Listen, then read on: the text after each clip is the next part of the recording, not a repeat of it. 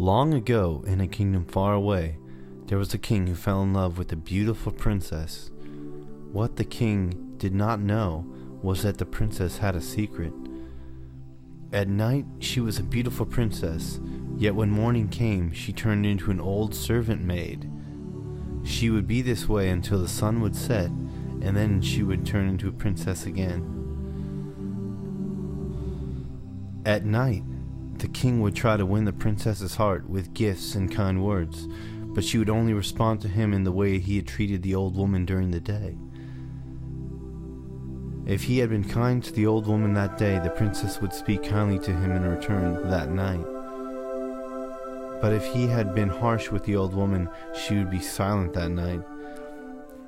This baffled the king, for he could not understand what was happening. Spring led to summer, then fall, and still he could not understand what would make her love him.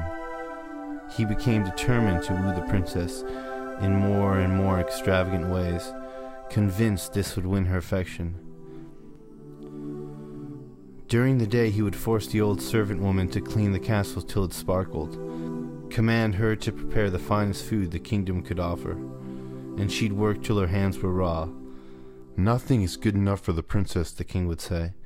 Yet no matter how hard he pressed the old woman during the day to make everything perfect, it did not seem to make any difference to the princess at night, who would not respond to his efforts to impress her, and only sit there looking tired and sad. This infuriated the king, though he did not tell the princess of his disappointment.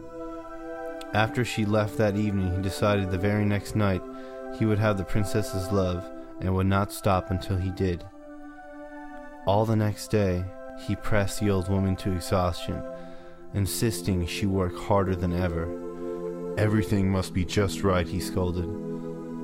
All the work the old woman did was still not good enough for the princess. Though the cold winter wind was approaching, and snow was beginning to fall on the hills nearby, the king ordered the old servant woman into the woods to find berries for dessert. "And don't come back until you do," he said.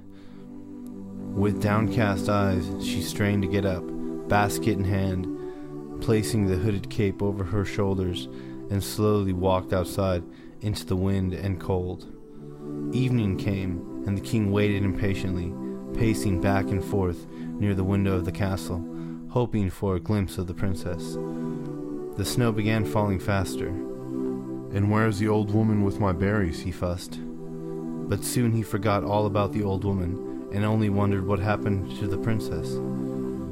Finally, worn out from waiting, the king fell asleep. In the middle of the night he had a dream. In the dream he was wandering in the snow, which glistened under the moonlight.